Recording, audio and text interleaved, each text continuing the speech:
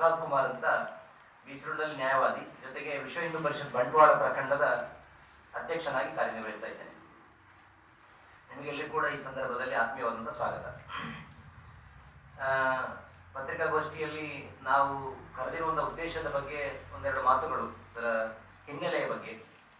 ತಮಗೆಲ್ಲ ಈಗಾಗಲೇ ಗೊತ್ತಿರುವಂತೆ ಮೊನ್ನೆ 25ನೇ ತಾರೀಕು, ಫೆಬ್ರವರಿ 25ನೇ ತಾರೀಕು ಬಂಟ್ವಾಳ ತಾಲೂಕಿನ ಪುದು ಗ್ರಾಮದ ಅಮ್ಮೆಮಾರು ಕಿದೆಬೆಟ್ಟು ಎಂಬಲ್ಲಿರುವಂಥ ಒಬ್ಬ ಪದ್ಮನಾಭ ಮತ್ತು ಸುಜಾತ ಎಂಬವರ ಅವರ ಮಗ ದಿಗಂತ್, 17 ವರ್ಷ ಪ್ರಾಯದ ದಿಗಂತ್, ಅವನು ಮನೆಯಿಂದ ಹೊರಟಂಥವನು ಭಜನೆಗೆ ಅಂತ ಹೋಗ್ತಾನೆ. ಆ ಸಂದರ್ಭದಲ್ಲಿ ಆಮೇಲೆ ವಾಪಸ್ ಸಾಮಾನ್ಯವಾಗಿ 8 ಗಂಟೆಗೆ ವಾಪಸ್ ಬರ್ತಾನೆ. ಬರಲಿಲ್ಲ, ನಾಪತ್ತೆ ಕಾಣಲಿಲ್ಲ ಅಂತ ಹೇಳಿದಾಗ ತಂದೆ ತಾಯಿ ಸ್ವಲ್ಪ ಆತಂಕಗೊಂಡು ಅವರು ಈ ಸಂಬಂಧಪಟ್ಟಂತೆ ಹುಡುಕುವಂಥ ಕೆಲಸವನ್ನು ಮಾಡ್ತಾರೆ. ಆದರೆ ಆ ಕಡೆ ಈ ಕಡೆ ಸಾಮಾನ್ಯವಾಗಿ ಅವರ ಮನೆಯಿಂದ ಒಂದು ಸುಮಾರು 300 ಮೀಟರ್ನಷ್ಟು ದೂರದಲ್ಲಿ ಇದು ದೇವಸ್ಥಾನ ಇರುವಂಥದ್ದು, ಬಹಳ ಹತ್ರ, ಅರ್ಧ ಕಿಲೋಮೀಟರ್ ಇಲ್ಲ, ಸ್ವಲ್ಪ ಕಡಿಮೆ ಇರೋದು. ಅಷ್ಟು ದೂರದಲ್ಲಿರೋ ದೇವಸ್ಥಾನದಲ್ಲಿ ಅವನು ಇಲ್ಲ ಅಂತ ಹೇಳಿ ಗೊತ್ತಾದ ತಕ್ಷಣ ಜಾಸ್ತಿ ಹುಡುಕಾಟವನ್ನು ಜಾಸ್ತಿ ಮಾಡ್ತಾರೆ. ಹುಡುಕಾಟ ನೋಡಿ ಅವ್ರು ನೋಡ್ತಾ ಇರ್ಬೇಕಾದ್ರೆ ಅಲ್ಲಿ ಅವರ ಮನೆಯ ಪಕ್ಕದಲ್ಲಿ ರೈಲ್ವೆ ಟ್ರ್ಯಾಕ್ ಹೋಗ್ತಾ ಇದೆ, ಸ್ವಲ್ಪ ದೂರದಲ್ಲಿ. ಆ ರೈಲ್ವೆ ಟ್ರ್ಯಾಕ್ನಲ್ಲಿ ಅಲ್ಲೆಲ್ಲರೂ ಸಾಮಾನ್ಯವಾಗಿ ಯಾರು ಮಾತಾಡಿಕೊಂಡು ನಿಂತಿರ್ತಾರೆ, ಆ ಥರ ಅಲ್ಲೆಲ್ಲರೂ ಇರ್ಬೋದು ಅನ್ನುವಂಥ ಹೆದರಿಕೆಯಿಂದ ಅಲ್ಲಿ ಹೋಗ್ತಾರೆ. ಅವ್ರು ಯಾಕೆ ಹೆದರಿಕೆ ಉಂಟಾಯಿತು ಅಂತಂದರೆ, ನಮಗೆ ಸಾಮಾನ್ಯವಾಗಿ ಸ್ವಲ್ಪ ಅಧ್ಯಯನ ಮಾಡಿದಾಗ ಗೊತ್ತಾಗುವಂಥ ವಿಚಾರ ಏನಂದರೆ, ಪುದು ಗ್ರಾಮದ ಅಮ್ಮೆಮಾರು ಪ್ರದೇಶ ಅಥವಾ ಅಲ್ಲಿರುವಂಥ ಒಂದು ಬರಂಗಿಪೇಟೆಯ ಸುತ್ತಮುತ್ತಲ ಭಾಗಗಳಲ್ಲಿ ಬಹಳ ದೊಡ್ಡ ಮಟ್ಟದಲ್ಲಿ ಒಂದು ರೀತಿ ಕಾನೂನು ಬಾಹಿರವಾಗಿರ್ತಕ್ಕಂಥ ಚಟುವಟಿಕೆಗಳು ನಡೀತಾ ಇರುವಂಥದ್ದು ನಾವು ಗಮನಿಸಿದ್ದೇವೆ. ವಿಶೇಷವಾಗಿ ಹಿಂದೆ ಇತ್ತೀಚೆಗೆ ಒಬ್ಬ ಗಾಂಜಾದ ಬಗ್ಗೆ ವಿರುದ್ಧ ಮಾತನಾಡಿರ್ತಕ್ಕಂಥ ಒಬ್ಬ ದಿನೇಶ್ ಅಂತ ಹೇಳುವವರಿಗೆ ಒಂದು ಹಲ್ಲೆ ಆಗಿತ್ತು, ಮಾರಣಾಂತಿಕವಾಗಿರ್ತಕ್ಕಂಥ ಹಲ್ಲೆ. ಅವರ ಕಚೇರಿ ಒಳಗಡೆ ನುಗ್ಗಿ ಹಲ್ಲೆ ಆಗಿದ್ದು, ಆ ಸಂಬಂಧಪಟ್ಟಂತೆ ಅವರು ದೇವರ ದಯದಿಂದ ಬದುಕೊಳ್ಳಿದ್ದಾರೆ ಅಂತ ಹೇಳೋದು ಹೇಳ್ಬೋದು, ಅಷ್ಟು ತೀವ್ರವಾದಂಥ ಹಲ್ಲೆ ಆಗಿತ್ತು. ಅದನಂತರ ಆ ಸಂದರ್ಭದಲ್ಲಿ ಇನ್ನೊಬ್ಬ ಹುಡುಗ ಕೂಡ ಆ ಸಂಬಂಧಪಟ್ಟಂತ ಅದೇ ರಸ್ತೆಯಲ್ಲಿ ಹೋಗ್ತಾ ಇರಬೇಕಾದ್ರೆ ಸಣ್ಣ ಬೈಕ್ ತಾಗಿದೆ ಅಂತ ಹೇಳೋದು ಹಿಂಬದಿಯಿಂದ ಬಂದು ತಾಗಿಸಿ ಆಮೇಲೆ ಆಗಿರ್ತಕ್ಕಂಥ ಗಲಾಟೆಯಲ್ಲಿ ಕೂಡ ಆದ ಒಬ್ಬ ಹುಡುಗನಿಗೆ ತುಂಬಾ ಮಾರಣಾಂತಿಕವಾಗಿರ್ತಕ್ಕಂಥ ಹಲ್ಲೆಯನ್ನು ಆಗಿರುವಂತಾಗಿದೆ. ಆ ಭಾಗದಲ್ಲಿ ತುಂಬಾ ಜನ ನಡೆದಾಡಲಿಕ್ಕೆ ಹೆದರ್ತಾರೆ, ಏನೋ ಅನೈತಿಕವಾಗಿರ್ತಕ್ಕಂಥ ವಿಚಾರಗಳು ಜಾಸ್ತಿ ಇರುವುದರಿಂದ ಅಥವಾ ಕಾನೂನು ಬಾಹಿರ ಚಟುವಟಿಕೆಗಳು ಜಾಸ್ತಿ ಇರುವುದರಿಂದ ಒಂದು ಸ್ವಲ್ಪ ಹೆದರುವಂಥ ಸ್ಥಿತಿ, ತಕ್ಷಣ ಆತಂಕಗೊಂಡಂಥ ಕಾರಣ ಅದು. ಆ ಕಾರಣದಿಂದ ಅವರು ಹುಡುಕುವಂಥ ಕೆಲಸ ಮಾಡ್ತಾರೆ, ಅವನು ಸಿಗುವುದಿಲ್ಲ. ಸುಮಾರು 9 ಗಂಟೆ ಹೊತ್ತಿಗೆ ಆಗ್ಬೇಕಾದ್ರೆ ಸ್ವಲ್ಪ ತೀವ್ರವಾಗಿ ಅವ್ರನ್ನ ಟಾರ್ಚ್ ಇಟ್ಕೊಂಡು ಅವನು ಮನೆಯಿಂದ ಹೋಗ್ಬೇಕಾದ್ರೆ ಸಾಮಾನ್ಯ ವೇಷದಲ್ಲಿ ಹೋಗಿದ್ದ, ಒಂದು ಟಿ ಶರ್ಟ್ ಹಾಕೊಂಡು ಹೋಗಿದ್ದ, ಒಂದು ಪ್ಯಾಂಟ್ ಧರಿಸ್ಕೊಂಡು ಹೋಗಿದ್ದ. ಮತ್ತೆ ಅತ್ಯಂತ ಸಾತ್ವಿಕ ಸ್ವಭಾವದ ಹುಡುಗ. ನಮಗೆ ನಾವು ಮನೆಯಲ್ಲಿ ಹೋಗಿ ಮಾತನಾಡಿದಾಗ ಗೊತ್ತಾಗಿರುವಂಥದ್ದು ಅತ್ಯಂತ ಸಾತ್ವಿಕ ಸ್ವಭಾವದ ಹುಡುಗ. ಅವನು ಯಾರೊಟ್ಟಿಗೂ ವಿಪರೀತವಾಗಿ ಮಿಂಗ್ಲಾಗೋದಾಗ್ಲಿ, ಮೊಬೈಲ್ನ ಗೀಳಾಗ್ಲಿ ಇಲ್ಲ. ಶಾಲೆಗೆ ಹೋಗ್ಬೇಕಾದ್ರೆ ಮೊಬೈಲನ್ನು ಮನೆಯಲ್ಲಿ ಹೋಗ್ತಾ ಇದ್ದ, ಅದು ಒಂದ್ಸಲ ದೇವಸ್ಥಾನಕ್ಕೆ ಹೋಗ್ಬೇಕಾದ್ರೆ ಇಟ್ಕೊಂಡು ಹೋಗ್ತಿದ್ದ. ಅಲ್ಲಿಂದ ವಾಪಸ್ ಬರಲಿಲ್ಲ ಅಂತ ಹೇಳಿದಾಗ ಅವನಲ್ಲಿ ಮೊಬೈಲ್ ಅಂತ ಗೊತ್ತಾಗಿ ಮೊಬೈಲ್ ಕಾಲ್ ಮಾಡ್ತಾರೆ. ಕಾಲ್ ಮಾಡಿದಾಗ ಮೊಬೈಲ್ ರಿಂಗ್ ಆಗ್ತಾ ಇದೆ, ಮೊಬೈಲ್ ತೆಗಿತಾ ಇಲ್ಲ. ಸ್ವಲ್ಪ ಆತಂಕಗೊಳ್ತಾರೆ, ಹೆಚ್ಚು ಆತಂಕಗೊಳ್ತಾರೆ. ಆಮೇಲೆ ರೈಲ್ವೆ ಟ್ರ್ಯಾಕ್ ಮೇಲೆ ಆ ಕಡೆ ಹುಡುಕಾಡ್ತಾರೆ. ಸುಮಾರು 9 ಗಂಟೆಗೆ ಯಾವುದೇ ರೀತಿಯ ಮೊಬೈಲ್ಗೆ ಕಾಲ್ ಕೊಡ್ತಾ ಹುಡುಕ್ತಾ ಹೋಗ್ತಾರೆ, ಆದರೆ ಅವರು ಸಿಗುವುದಿಲ್ಲ. ಆಮೇಲೆ ಪೊಲೀಸರಿಗೆ ತಕ್ಷಣ ಮಾಹಿತಿ ಹೋಗ್ತದೆ, ಪೊಲೀಸರು ಬರ್ತಾರೆ. ಸುಮಾರು 12 ಗಂಟೆ ಹೊತ್ತಿಗೆ ಪೊಲೀಸರು ಬರೋದಕ್ಕೆ ಸ್ವಲ್ಪ ಮೊದಲು 12 ಗಂಟೆ ಸುಮಾರು ಹತ್ರ ಆಸುಪಾಸಿನಲ್ಲಿ ಅವರು ಹುಡುಕ್ತಾ ಮತ್ತೆ 2 ಬಾರಿ 3 ಬಾರಿ ಹೋಗ್ಬೇಕಾದ್ರೆ ರಸ್ತೆಯ ಯಾವ ಜಾಗದಲ್ಲಿ ಹೋಗಿದ್ರು ಅದೇ ಜಾಗದಲ್ಲಿ ಪುನಃ 2ನೇ ಬಾರಿ ಅವರ ಆ ಹುಡುಗನಿಗೆ ಸಂಬಂಧಪಟ್ಟಂತ ಮೊಬೈಲ್ ಈ ಡಿಸ್ಪ್ಲೇ ಮೇಲೆ ಇದ್ದುಕೊಂಡೆ ಆ ರೀತಿ ರಿಂಗ್ ಆಗುವಂಥದ್ದು ಕಾಣ್ತದೆ ಎದುರಿನಲ್ಲಿ, ರೈಲ್ವೆ ಟ್ರ್ಯಾಕ್ನ ಬದಿಯಲ್ಲಿ. ಅಲ್ಲಿ ಹುಡುಕಾಟ ಮಾಡಿದ್ರೆ ಅದು ಸಿಕ್ತು. ಆ ಕಡೆ ನೋಡಿದ್ರೆ ಅಲ್ಲೇ ಪಕ್ಕದಲ್ಲಿ ರೈಲ್ವೆ ಟ್ರ್ಯಾಕ್ನಲ್ಲಿ ದೊಡ್ಡದಾಗಿರ್ತಕ್ಕಂಥ ಚಪ್ಪಲ್ ಒಂದಿತ್ತು, ಆ ಚಪ್ಪಲ್ ಸಿಕ್ತು. ಪಕ್ಕದಲ್ಲಿ ಇನ್ನೊಂದು ಸ್ವಲ್ಪ ದೂರದಲ್ಲಿ ಮತ್ತೊಂದು ಚಪ್ಪಲ್ ಸಿಗುತ್ತೆ. ಒಂದು ಚಪ್ಪಲನ್ನು ಗಮನಿಸಿದ್ರೆ ಅದರಲ್ಲಿ ರಕ್ತದ ಕಲೆ ಇತ್ತು. ಅಂದ್ರೆ ಒಂದು ಸಾಮಾನ್ಯವಾಗಿರ್ತಕ್ಕಂಥ ತಂದೆ ತಾಯಿಗಾಗ್ಲಿ, ಸಾಮಾನ್ಯ ಪ್ರಜೆಗಳಿಗಾಗ್ಲಿ, ಸಾಮಾನ್ಯ ಒಬ್ಬ ನಾಗರಿಕನಿಗಾಗ್ಲಿ ಇದರಲ್ಲಿ ಸಂಶಯಗಳು ಬರುವುದು ಸಹಜ. ಆ ಸಂಶಯದ ಹಿನ್ನೆಲೆಯಲ್ಲಿ ಜನ ಆತಂಕಗೊಳ್ತಾರೆ. ಒಂದು ಏನಾದ್ರು ಅವನ ಅಪಹರಣಕ್ಕೊಳಗಾಗಿರ್ಬೇಕು ಅಥವಾ ಯಾವುದೋ ಹತ್ಯೆ ಆಗಿರ್ಬೋದು, ಈ ರೀತಿಯ ಭಾವನೆಗಳು ಸಹಜವಾಗಿ ಸೃಷ್ಟಿಯಾಗಿ ಇದರ ಹಿನ್ನೆಲೆಯಲ್ಲಿ ಜನ ಆತಂಕಗೊಂಡಿರುವಂತವರು ತಕ್ಷಣ ಪೊಲೀಸರಿಗೆ ಮಾಹಿತಿ ಕೊಡ್ತಾರೆ. ಪೊಲೀಸರು ಬಂದವರು ಏನ್ ಮಾಡ್ತಾರೆ ಅಂದ್ರೆ ಆ ಮೊಬೈಲ್ ಮತ್ತೆ ಚಪ್ಪಲ್ಗಳನ್ನ ತೆಗೆದುಕೊಂಡು ಹೋಗ್ತಾರೆ. ದುಃಖದ ಸಂಗತಿ ಏನಂದ್ರೆ, ಈಗ ಅನಂತರದ ಬೆಳವಣಿಗೆಗಳಿಗೆ ಕಾರಣ ಯಾವುದಾಯ್ತು ಅಂದ್ರೆ, ಆ ಮೊದಲ ದಿನ ಯಾವುದಿದೆ 25ನೇ ತಾರೀಕಿಗೆ ಅವನು ನಾಪತ್ತೆ ಆಗಿದ್ದ, 26ನೇ ತಾರೀಕು ಪೂರ್ತಿ ದಿನ ಇತ್ತು, 27ನೇ ತಾರೀಕಿನವರೆಗೂ ಯಾವುದೇ ರೀತಿಯ ಪ್ರತಿಕ್ರಿಯೆಗಳು ಪೊಲೀಸ್ ಅಧಿಕಾರಿಗಳಿಂದ ಬರಲಿಲ್ಲ. ಇಲ್ಲ, ನಾವು ಇನ್ವೆಸ್ಟಿಗೇಟ್ ಮಾಡಿದ್ದೇವೆ, ಹಾಗೆ ಮಾಡಿದ್ದೇವೆ, ಅಥವಾ ಈ ತರ ಆಗಿದೆ, ಅದನ್ನು ಮೊಬೈಲ್ಸ್ ಇದೆ, ಅದರ ಬಗ್ಗೆ ನಾವು ತನಿಖೆ ನಡೆಸ್ತಾ ಇದ್ದೇವೆ ಅಂತ ಮಾಡಲಿಲ್ಲ. 27ನೇ ತಾರೀಕಿಗೆ ಇಡೀ ಊರಿನ ಜನ ಆತಂಕಗೊಂಡವರು ದೇವಸ್ಥಾನದಲ್ಲಿ ಸೇರ್ತಾರೆ. ಸುಮಾರು 250 ಜನ ಸೇರ್ತಾರೆ. ಅವರು ಸೇರಿದಾಗ ಅವರಿಗೆ ಮನಸ್ಸಿನಲ್ಲಿ ಬಂದಿರುವುದಕ್ಕೆ ನಾವೇನಾದ್ರೂ ಇದನ್ನು ಬಿಸಿ ಮುಟ್ಟಿಸಿದ್ರೆ ಆಗ್ಲಿಕ್ಕಿಲ್ಲ, ಪೊಲೀಸ್ ಅಧಿಕಾರಿಗಳು ತಮ್ಮ ತನಿಖೆಯನ್ನು ಮಾಡ್ತಾ ಇಲ್ಲ, ಅದಕ್ಕೋಸ್ಕರ ನಾವು ತಕ್ಷಣ ಹೋಗಿ ಅಲ್ಲೇ ಒಂದು ಪರಂಗಿಪೇಟೆಯಲ್ಲಿ OP ಸ್ಟೇಷನ್ ಇದೆ, ಅಲ್ಲಿ ಮಾಹಿತಿಯನ್ನು ಕೊಡಬೇಕು, ಅವರಿಗೆ ನಾವು ತಿಳಿಸುವಂತ ಕೆಲಸ ಮಾಡೋ ಮನವಿಯನ್ನು ಕೊಡುವ ಅಂತ ಹೇಳ್ತಾರೆ. ಅಲ್ಲಿಂದ ನಾವೆಲ್ಲ ಸೇರಿರ್ತಕ್ಕಂಥ ಇಡೀ ತಂಡ ಅಲ್ಲಿ ಹೋಗುತ್ತೆ. ಅಲ್ಲಿ ಹೋದ್ರೆ ಮತ್ತೆ ಪುನಃ ಒಂದು ನಾನು ಅಲ್ಲಿ ಉಲ್ಲೇಖ ಮಾಡಿದೆ, ಇಂಥ ಒಂದು ಅಮೆಮಾರು ಪ್ರದೇಶ ಕಾನೂನು ಬಾಹಿರ ಚಟುವಟಿಕೆಗಳ ಆಗರಾಗಿದೆ. ಆ ಜಾಗದಲ್ಲಿ ಆ OP ಸ್ಟೇಷನ್ ಅಲ್ಲಿ ಪೊಲೀಸರೇ ಇರುವುದಿಲ್ಲ. ಸುಮಾರು ಅರ್ಧ ಮುಕ್ಕಾಲು ಗಂಟೆ ಅಷ್ಟು ಹೊತ್ತು ಪೊಲೀಸ್ ಅಧಿಕಾರಿಗಳ ಅಲ್ಲಿ ಆಗಮನ ಆಗಲ್ಲ. ಮತ್ತೆ ನಾವು ಹೋಗ್ತಾ ಇರ್ಬೇಕಾದ್ರೆ ಪೊಲೀಸ್ ಅಧಿಕಾರಿಗಳಿಗೆ, ಸರ್ಕಲ್ ಇನ್ಸ್ಪೆಕ್ಟರ್ ಅವರಿಗೆ ಫೋನ್ ಮಾಡಿದ್ರು, ಅವರು ಬಂದ್ರು. ಆಮೇಲೆ ಬಂದ ಮೇಲೆ ಅವರಿಗೆ ಅನ್ನಿಸ್ತು ಇದು ಸ್ವಲ್ಪ ತೀವ್ರವಾಗಿದೆ ಅಂತ. ಈ ರೀತಿ ತೀವ್ರವಾಗಿರ್ತಕ್ಕಂಥ ವಿಚಾರ ಅಂತ ಗಮನಕ್ಕೆ ಬಂದ ನಂತರ ಅವರು ತನಿಖೆಯನ್ನು ವೇಗತೆ ಕೊಡುವಂತ ಪ್ರಯತ್ನ ಮಾಡಿದ್ದಾರೆ. ಅಷ್ಟರವರೆಗೆ ಆ ಒಂದು ಗೋಲ್ಡನ್ ಪೀರಿಯಡ್ ಯಾವ್ದಿದೆ, ಒಂದು ಇನ್ವೆಸ್ಟಿಗೇಷನ್ ಅಲ್ಲಿ ಗೋಲ್ಡನ್ ಪೀರಿಯಡ್ ಅಂತ ನಾವು ಹೇಳ್ಬೋದು, ಅದನ್ನು ಮಾಡಲಿಲ್ಲ. ಆ ಸಂದರ್ಭದಲ್ಲಿ ತನಿಖೆ ಮಾಡೋದ್ರಲ್ಲಿ ನಿಷ್ಕ್ರಿಯ ಮಾಡಿದ್ದಾರೆ ಅಂತ ಹೇಳ್ತಾರೆ. ನಮಗೆ ಆ ಚಪ್ಪಲ್ನಲ್ಲಿ ರಕ್ತದ ಕಲೆ ಇತ್ತು, ತಕ್ಷಣ ಅದರ ಬಗ್ಗೆ ಏನ್ ಮಾಡಬೇಕು, ಮೊಬೈಲ್ ಲಾಕ್ ಓಪನ್ ಮಾಡಿ ಅದಕ್ಕೆ ಸಂಬಂಧಪಟ್ಟಂತ ಕೆಲಸಗಳು ಅದೆಲ್ಲ ಮಾಡದೇ ಇರುವಂತದ್ದು ನಮ್ಮ ಗಮನಕ್ಕೆ ಬಂದಿರುವಂತ ಮೇಲ್ನೋಟಕ್ಕೆ ಕಂಡು ಬಂದಿರುವಂತ ತನಿಖೆಯ ಹಿನ್ನಡೆ.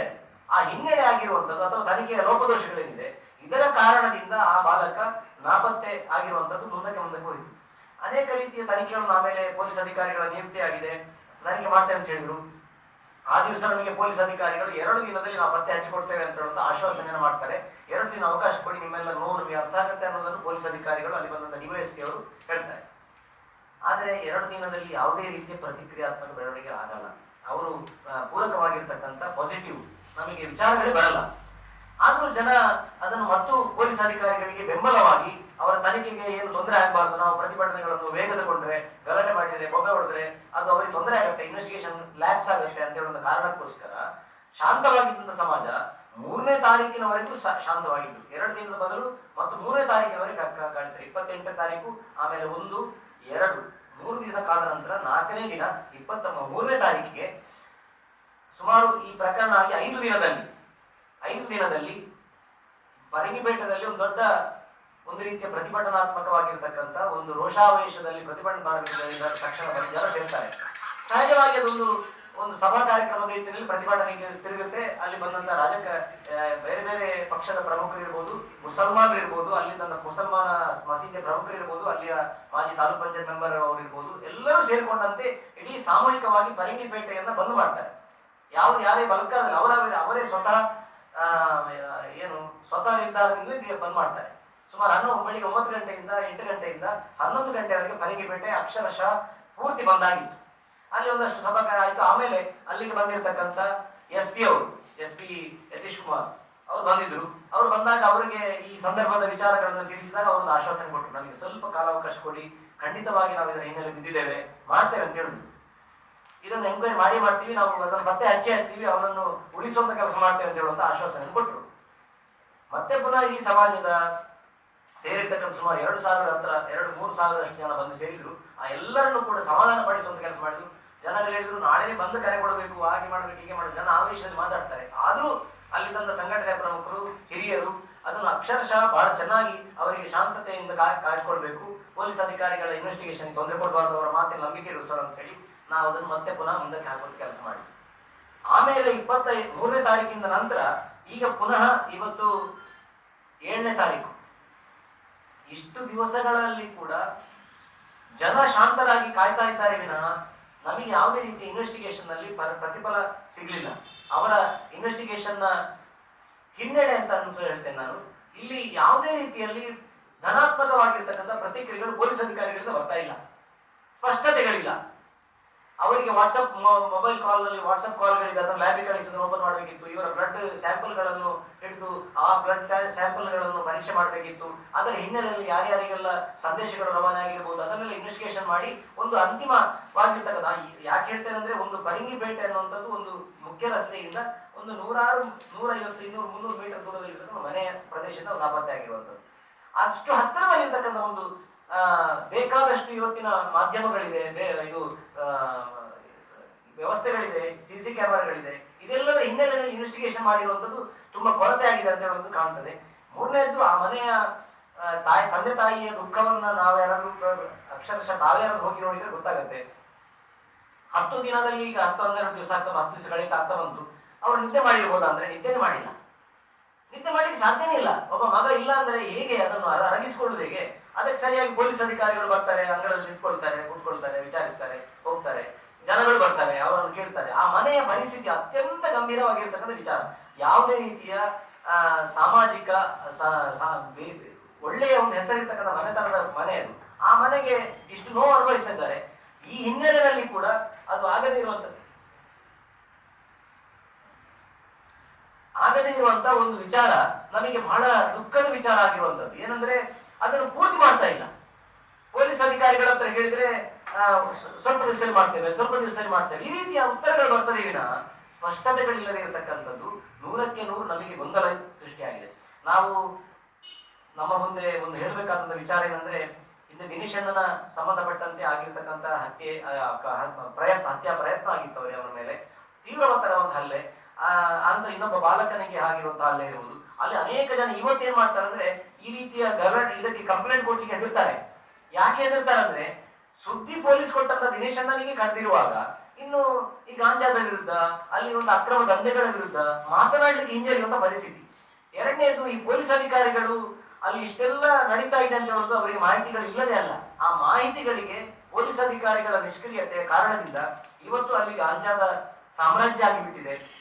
ಅಲ್ಲಿ ಚರಸ್ ಇರ್ಬೋದು, ಗಾಂಜಾ ಇರ್ಬೋದು, ಎಂಥದ್ದು MDMA ಹೆಸರು ಹೇಳ್ತಾರೆ, ಆ ತರದ್ದೆಲ್ಲ ಬೇರೆ ಬೇರೆ ಮಾದಕ ದ್ರವ್ಯದ ಒಂದು ದೊಡ್ಡ ನಡವಳಿಕೆ ನಡೆದಿರುತ್ತೆ. ಅಲ್ಲಿ ದಾರಿಯಲ್ಲಿ ನಡ್ಕೊಂಡು ಹೋಗ್ಲಿಕ್ಕೆ ಹೆದರ್ತಾರೆ. ಅದರ ಹಿನ್ನೆಲೆಯಲ್ಲಿ ಒಂದಷ್ಟು ಜನ ಇವ್ರು ಏನ್ ಮಾಡಿದ್ದಾರೆ ಅಂದ್ರೆ, ಅಲ್ಲಿ ಆ ತರದೇನ ಇಲ್ಲ ಅಂತೇಳಿ ಒಂದು ನರೇಷನ್ ಕ್ರಿಯೇಟ್ ಮಾಡಿದ್ದಾರೆ. ಯಾರೊಬ್ರು ಕಂಪ್ಲೇಂಟ್ ಕೊಟ್ಟಿದ್ದಾರೆ, ನಮ್ಮ ಊರಲ್ಲಿ ಹಂತದಲ್ಲೆಲ್ಲ ಸರಿಯಾಗಿದೆ, ಶಾಂತವಾಗಿದೆ ಅಂತ. ಶಾಂತತೆ ಇಲ್ಲ. ಅಲ್ಲಿ ಗಲಾಟೆ ಆಗಿರುವಂತದ್ದು 10 ಉದಾಹರಣೆಗಳಿದೆ, ಎಫ್ಐಆರ್ಗಳಿದೆ. ಈ ರೀತಿ ಆದ ಸಂದರ್ಭದಲ್ಲಿ ಕೂಡ ಅದನ್ನು ಇನ್ವೆಸ್ಟಿಗೇಷನ್ ಮಾಡ್ತಾರೆ, ಅದಕ್ಕೊಂದು ಕತೆ ಕಟ್ಟಿ ಮುಗಿಸ್ತಾರೆ. ಈಗ ಇಲ್ಲ ಒಂದು ಸಮಸ್ಯೆ. ನಿನ್ನೆ ಒಂದು ಸುದ್ದಿಯನ್ನು ಹಬ್ಬಿಸಿದ್ರು, ತಮ್ಮೆಲ್ಲ ಗಮನದಲ್ಲಿರ್ಬೋದು. ಮಂಗಳಮುಖಿಯರ ಒಂದು ಉಲ್ಲೇಖವನ್ನು ಮಾಡಿ, ಮಂಗಳಮುಖಿಯರ ಸಂಪರ್ಕದಲ್ಲಿ ಅವನು ಅಪಹರಿಸಿದ್ದಾರೆಯೇ ಅಂತ ಒಂದು ವಾಟ್ಸಪ್ ಅಲ್ಲಿ ಒಂದು ಸುದ್ದಿ ಬಂತು. ಅದು ಪೊಲೀಸ್ ವಾರ್ತೆ ಅಂತ ಒಂದು ಗ್ರೂಪ್, ಅದು ಗೊತ್ತಿಲ್ಲ, ಅದನ್ನು ಸ್ವಲ್ಪ ಅದರ ಬಗ್ಗೆ ನಾವು ತಿಳ್ಕೊಳ್ಬೇಕು. ನಮಗೆ ಆಶ್ಚರ್ಯ ಆಗಿರುವುದು, ಪೊಲೀಸ್ ಇನ್ವೆಸ್ಟಿಗೇಷನ್ಗಳೇ ಕಂಪ್ಲೀಟ್ ಆಗಲಿಲ್ಲ, ಈ ರೀತಿ ಒಂದು ನರೇಷನ್ ಕ್ರಿಯೇಟ್ ಮಾಡೋದು ಹೇಗೆ? ಅದು ತಪ್ಪಲ್ವೇ? ಅಕಸ್ಮಾತ್ ಅದನ್ನೇ ನಂಬೋಣ ಅಂತ ಇದ್ರು ಕೂಡ ನಾನು ಒಪ್ಪಿ ಮಾತಾಡ್ತಾ ಇಲ್ಲ. ಅದನ್ನೇ ನಂಬೋಣ ಅಂದ್ರೆ, ಅವನು 17 ವರ್ಷದ ಪ್ರಾಯದ ಒಬ್ಬ ಅಪ್ರಾಯಸ್ಥ ಹುಡುಗ. ಎಲ್ಲವೂ ತಪ್ಪು ತಾನೆ. ಮಂಗಳ ಮುಖ್ಯರಾಗಿರ್ಬೋದು ಅಥವಾ ಇನ್ನೊಬ್ಬರಾಗಿರ್ಬೋದು, ಅವರ ಯಾರ ಸಂಪರ್ಕ ಇದ್ರು ಕೂಡ ಅದನ್ನು ಹಿಡಿಲೇಬೇಕಲ್ಲ. ಎಷ್ಟು ಜನರ ನಾಪತ್ತೆಯನ್ನು ನಾವು ಹುಡುಕುದು, ಈ ಪರಿಸ್ಥಿತಿಯನ್ನು ಎದುರಿಸುದು ನಾವು ಸಮಾಜದಲ್ಲಿ. ಎಷ್ಟು ಮಕ್ಕಳನ್ನು ಕಳ್ಕೊಳ್ಬೇಕು? ಇರುವಂತ 1-2 ಜನ ಮಕ್ಕಳು, ಅದರಲ್ಲಿ ಒಬ್ಬ ನೀವು ಕಳ್ಕೊಂಡ್ರೆ 18 ವರ್ಷ ಪ್ರಾಯದ ಒಬ್ಬ ತರುಣ PUC ಓದ್ಬೇಕು, ಪರೀಕ್ಷೆ ಬರೀಬೇಕಿತ್ತು ಮೊನ್ನೆ. ಇನ್ನು ಅವನ ಮೇಲೆ ಗೂಬೆ ಕೂರಿಸುವುದು ಬೇರೆ ವಿಷಯ. ಅವನೇ ತಪ್ಪು ಮಾಡಿದ್ದಾನೆ, ಅವನೇ ಹಾಗೆ ಮಾಡಿದ್ದಾನೆ ಅಂತ ಇನ್ನು ಗೂಬೆ ಕೂರಿಸಿಕೊಂಡು ಅಥವಾ ನರೇಶನ್ ಆಗಿ ಕ್ರಿಯೇಟ್ ಮಾಡುವುದು. ಹೀಗೆ ಮಾಡಿದವರು ಇನ್ನೊಂದು ಮಾಡ್ಲಿಕ್ಕೆ ಸಾಕು, ಗೊತ್ತಿಲ್ಲ ನಮಗೆ. ನಾವು ಇನ್ವೆಸ್ಟಿಗೇಷನ್ ಅವರ ಕಥೆ ಹಿಂದೆ ನಾವು ಏನು ಹಸ್ತಕ್ಷೇಪ ಮಾಡಲ್ಲ. ಅದು ಏನ್ ಬೇಕಾದ್ರೆ ಮಾಡಿ, ನಮ್ಮ ಸಂಶಯಗಳಿಗೆ ಉತ್ತರ ಸಿಗದಿರುವಂತದಕ್ಕೋಸ್ಕರ ಒಂದು ಬೃಹತ್ ಆಗಿರ್ತಕ್ಕಂಥ ಮಟ್ಟದಲ್ಲಿ ನಾವು ಮುಂದಿನ ಪ್ರತಿಭಟನೆಗಳನ್ನು ಯೋಜನೆ ಮಾಡಿ, ಇವತ್ತು ಸಂಘಟನೆಗಳೆಲ್ಲರೂ ಸೇರಿಕೊಂಡಂತೆ, ಅದರ ಜೊತೆಗೆ ಇಡೀ ಹಿಂದೂ ಸಮಾಜ, ಜೊತೆಗೆ ಇಡೀ ಸಮಾಜ, ಕೇವಲ ಹಿಂದೂಗಳು ಮಾತ್ರ ಅಂತಲ್ಲ, ಎಲ್ಲರೂ ಸೇರಿಕೊಂಡಂತೆ ಒಂದು ನಾಡಿದ್ದು 10ನೇ ತಾರೀಕು ಈ ಸಂಬಂಧಪಟ್ಟಂತೆ ಮುಂದಿನ ಹೋರಾಟವನ್ನು ಸಿದ್ಧಪಡಿಸಲಾಗಿದೆ. ಮುಂದಿನ ಹೋರಾಟ ಹೇಗೆಂದ್ರೆ, ಯೋಚನೆ ಮಾಡಿರುವಂತದ್ದು ಹುದು ಕೇಂದ್ರಿತವಾಗಿ ಕಾರ್ಯಕ್ರಮ ನಡೀಬೇಕು. ಅದಕ್ಕೋಸ್ಕರ ಪೊಲೀಸರ ನಿಷ್ಕ್ರಿಯತೆಯನ್ನ ಅದನ್ನು ನಾವು ಪ್ರತಿಭಟನಾತ್ಮಕ ರೀತಿಯಲ್ಲಿ ನಾವು ಮಾಡ್ತೀವಿ. ನಾವು ಪ್ರತಿಭಟನೆ ಅಂದ್ರೆ ಭಾಷಣಗಳು ಅದಕ್ಕೋಸ್ಕರ ಸೀಮಿತ ಅಲ್ಲ. ಈ ರೀತಿಯ ಒಂದು ಧರಣಿ ಸತ್ಯಾಗ್ರಹದ ರೀತಿಯಲ್ಲಿ ಪೊಲೀಸ್ ಔಟ್ಪೋಸ್ಟ್ ನಲ್ಲಿ ನಾವು 10ನೇ ತಾರೀಕು ಬೆಳಿಗ್ಗೆ ಒಂದಷ್ಟು ಆ ಕಡೆ ಒಂದು 10-12 ಗ್ರಾಮಗಳವರು